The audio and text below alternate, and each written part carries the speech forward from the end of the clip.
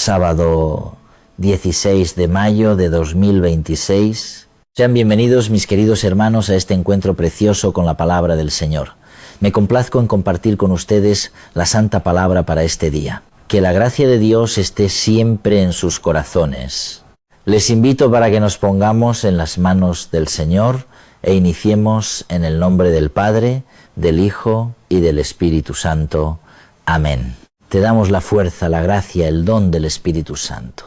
Oh Espíritu Santo, amor del Padre y del Hijo, inspírame siempre lo que debo pensar, lo que debo decir, cómo debo decirlo, lo que debo callar, cómo debo actuar, lo que debo hacer para gloria de Dios, bien de las almas y mi propia santificación. Espíritu Santo, dame agudeza para entender, capacidad para retener, método y facultad para aprender, sutileza para interpretar, gracia y eficacia para hablar. Dame acierto al empezar, dirección al progresar y perfección al acabar. Amén. Espíritu Santo, ilumínanos, santifícanos. Con mucha alegría, mis queridos hermanos, les comparto estas lecturas. La primera lectura es tomada de la carta del apóstol San Pablo a los romanos en el capítulo 8, versículos del 26 al 30. Hermanos, el Espíritu acude en ayuda de nuestra debilidad, pues nosotros no sabemos pedir como conviene, pero el Espíritu mismo intercede por nosotros con gemidos inefables. Y el que escruta los corazones sabe cuál es el deseo del Espíritu y que su intercesión por los santos es según Dios. Por otra parte, sabemos que a los que aman a Dios todo les sirve para el bien, a los cuales ha llamado conforme a su designio, porque a los que había conocido de antemano los predestinó a reproducir la imagen de su Hijo, para que Él fuera el primogénito entre muchos hermanos, y a los que predestinó lo llamó, a los que llamó lo justificó, a los que justificó los glorificó. Palabra de Dios. Te alabamos, Señor. Oremos con el Salmo 12. Yo confío, Señor, en tu misericordia. Atiende y respóndeme, Señor Dios mío. Da luz a mis ojos para que no me duerma en la muerte, para que no diga mi enemigo le he podido, ni se alegre mi adversario de mi fracaso. Porque yo confío en tu misericordia, mi alma gozará con tu salvación y cantaré al Señor por el bien que me ha hecho. Yo confío, Señor, en tu misericordia. El Evangelio es tomado de San Lucas en el capítulo 13, versículos del 22 al 30. En aquel tiempo, Jesús pasaba por ciudades y aldeas, enseñando, y se encaminaba hacia Jerusalén. Uno le preguntó: Señor, ¿son pocos los que se salvan? Él les dijo: Esforzaos en entrar por la puerta estrecha, pues os digo que muchos intentarán entrar y no podrán. Cuando el amo de la casa se levante y cierre la puerta, os quedaréis fuera y llamaréis a la puerta diciendo: Señor, ábrenos. Pero él os dirá: no sé quiénes sois. Entonces comenzaréis a decir: hemos comido y bebido contigo, y tú has enseñado en nuestras plazas. Pero él os dirá: no sé de dónde sois, alejaos de mí todos los que obráis la iniquidad. Allí será el llanto y el rechinar de dientes. Cuando veáis a Abraham, a Isaac y a Jacob y a todos los profetas en el reino de Dios, pero vosotros os veáis arrojados fuera, y vendrán de oriente y occidente, del norte y del sur, y se sentarán a la mesa en el reino de Dios. Mirad, hay últimos que serán primeros y primeros que serán últimos. Palabra del Señor. Gloria a ti, Señor Jesús. Te damos gracias, oh Dios, por el don de tu palabra con la cual nos alimentas en este día. Mis queridos hermanos, estamos delante de una palabra preciosísima, cargada de mucho sentido, de mucho valor para cada uno de nosotros. En la primera lectura nos habla el apóstol Pablo y dice a la comunidad de los romanos hoy, a cada uno de nosotros: el Espíritu acude en ayuda de nuestra debilidad. El Espíritu Santo, Él viene a ayudarnos, Él viene a abogar por nosotros. Por eso es llamado Paráclito, que quiere decir defensor, abogado. Dice: pues nosotros no sabemos pedir como conviene. Ciertamente cuando oramos a veces pedimos mal, pedimos movidos por nuestras pasiones, por nuestros deseos, por nuestros impulsos momentáneos. A veces no tenemos la visión de lo que Dios quiere hacer con nosotros y por eso limitamos nuestra oración a petición de cosas terrenales, cuando el Señor lo que nos quiere dar son bienes celestiales. Ya sabemos que lo terrenal Jesús lo llama en el Evangelio la añadidura, y hay muchos orantes o muchas personas que se acercan a la oración a pedir la añadidura, pero no piden lo esencial, la conversión, la liberación, el poder soltar un vicio, un pecado, el poder crecer en la virtud, la humildad, el poder llevar con ánimo y con pie seguro la cruz, el poder imitar al Señor. Eso quizás pasa a un segundo plano cuando todavía estamos muy pegados de las cosas terrenales. Y debido a esto, mis queridos hermanos, es que el Espíritu mismo intercede por nosotros con gemidos inefables. Es decir, que el Espíritu Santo ora dentro de nosotros. El Espíritu Santo que hemos recibido desde el bautismo ratificado en la confirmación, el Espíritu Santo que desciende sobre nosotros cada vez que lo llamamos, que lo invocamos, Él viene en nuestra ayuda, Él viene en nuestro auxilio y Él clama dentro de nosotros con gemidos inenarrables, inexpresables para nosotros los hombres. Dentro de esa expresión inefable, inenarrable, dentro de eso se encuentra el carisma de las lenguas. Un carisma que muchas personas incluso le tienen miedo, porque, ay, ¿qué estará diciendo fulano, sutano en la oración? ¿De qué se tratará eso? Eso sí viene de Dios. A veces son lenguas que nadie comprende, pero que el Espíritu Santo sí sabe lo que Él está pidiendo para cada uno de nosotros. Dice, y el que escruta los corazones sabe cuál es el deseo del Espíritu, y que su intercesión por los santos es según Dios. Cuando es el Espíritu mismo el que ora en nuestro interior, sí que pedimos como Dios quiere, ya que no sabemos pedir lo que conviene, pero el Espíritu Santo ora dentro de nosotros, dice el apóstol. Por otra parte, sabemos que a los que aman a Dios todo les sirve para el bien, a los cuales ha llamado conforme a su designio. Si nosotros nos enamoramos de Dios, si amamos a Dios, todo, mis hermanos, absolutamente todo lo que nos suceda será para nuestro bien. Cuando estamos lejos de Dios, viene un sufrimiento, ¡ay, qué calamidad! Tenemos alguna dificultad, ¿no? ¡Qué dolor, qué desánimo! Todo lo malo me pasa a mí.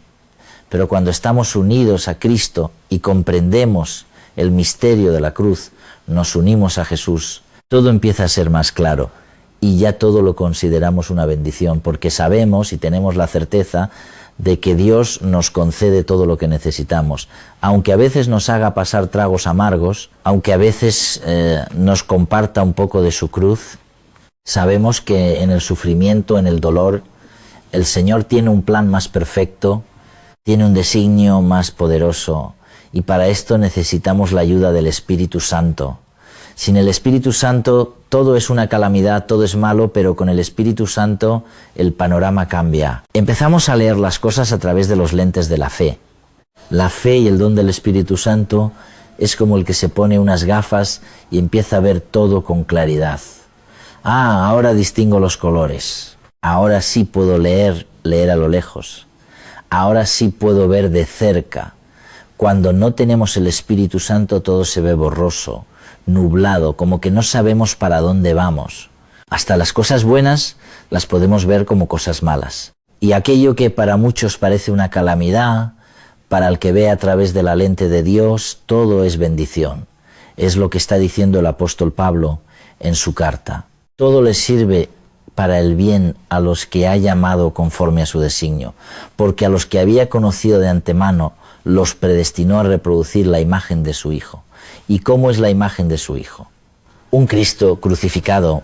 Por eso, ante el sufrimiento, ante el dolor, el que está unido a Cristo por el vínculo de la caridad, no se asusta, no retrocede, sino que sigue adelante, porque sabemos bien que la voluntad del Padre es que nosotros sigamos a Cristo en su pasión, en su muerte, para luego poder gozar de la resurrección. Tenemos que también atravesar por ese misterio pascual de Cristo. De esto se trata el camino del discípulo.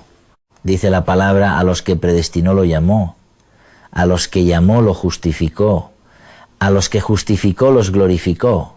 Somos llamados por Dios, somos elegidos por el Señor y Él nos ha justificado con su sangre preciosa. Y ahora, si seguimos avanzando en fidelidad con Dios, Él nos va a glorificar. Son las promesas de Dios. ¿Qué tenemos que hacer, hermanos?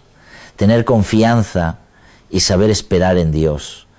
Este camino a veces se pone muy difícil, pero al final está la gloria de Dios. No podemos perder la fe. Tenemos que seguir avanzando. Tenemos que seguir adelante. Aunque el camino se ponga cuesta arriba, mientras vayamos de la mano de Dios no debemos tener miedo.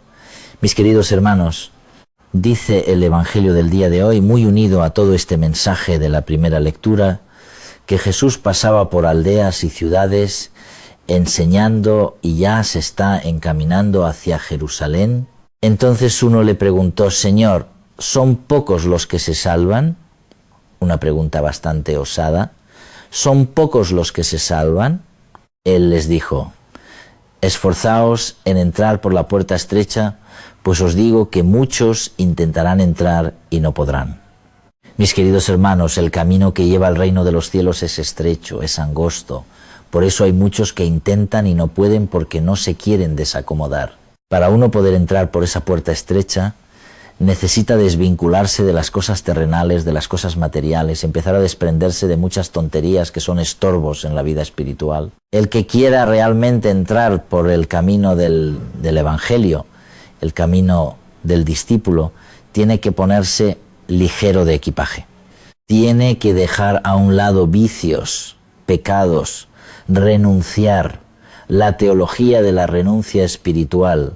¿Por qué? Porque sabemos que el bien que vamos a adquirir es mayor que aquello que estamos dejando. Hay personas que les da miedo soltar y claro, mientras uno no quiera soltar, no va a poder entrar. Hay gente que se queda en la puerta, se quedan parados allí y pasan años y años y no avanzan. ¿Por qué? Porque no están dispuestos a soltar con un apego, con un pecado, con una persona, con una realidad. Mientras no soltemos, no avanzamos. La vida espiritual consiste en tomar una opción de vida por Cristo, renunciando a todo aquello que no sea Cristo, dejando a un lado todo aquello que no venga de Dios. Y esto cuesta, mis hermanos, pero es la propuesta de Jesús en el Evangelio. Dice Jesús: cuando el amo de la casa se levante y cierre la puerta, os quedaréis fuera y llamaréis a la puerta diciendo: Señor, ábrenos. Pero él os dirá: no sé quiénes sois. No los conozco, dirá el Señor. Esto es fuerte. Está hablando del día final, está hablando del juicio que vamos a tener cada uno de nosotros. Si no nos despojamos, si no soltamos, si no accedemos por esa puerta estrecha, luego esa puerta se va a cerrar. Llega el día en que se cierra. ¿Cuándo se cierra la puerta? Cuando partamos de este mundo. Por eso es en vida. Es durante la estancia en este mundo cuando nosotros podemos cruzar esa puerta. La salvación es una situación de este mundo.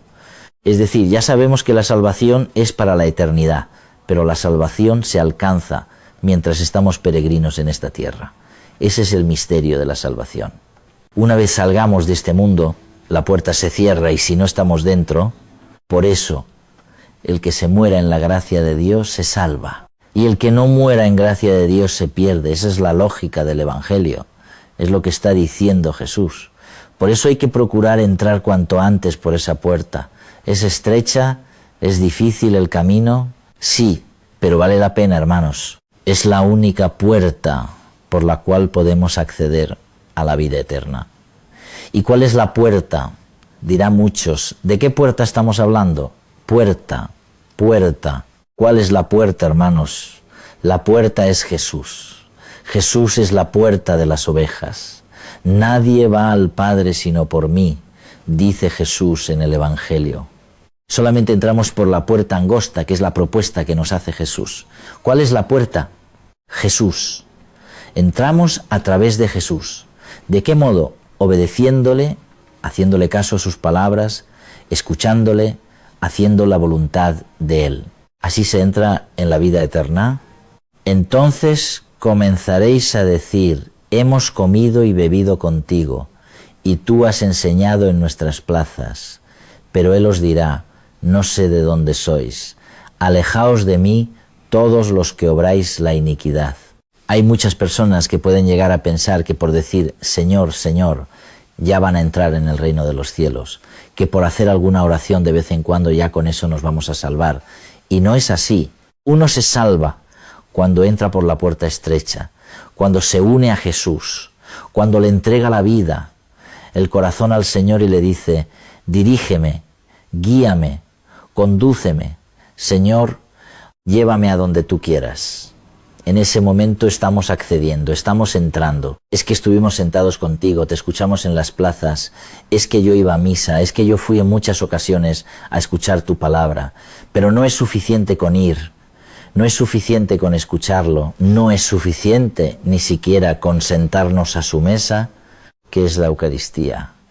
No es suficiente. ¿Por qué no es suficiente? Porque hasta que no demos el paso a entrar, la puerta se va a cerrar y vamos a quedar por fuera. Por eso no es suficiente con que hayamos estado contigo, hayamos comido contigo, tú has enseñado nuestras plazas. No es suficiente, dice Jesús: no sé de dónde sois. Alejaos de mí todos los que obráis la iniquidad. Mire, hay que soltar el pecado. ¿Qué es la iniquidad? El pecado.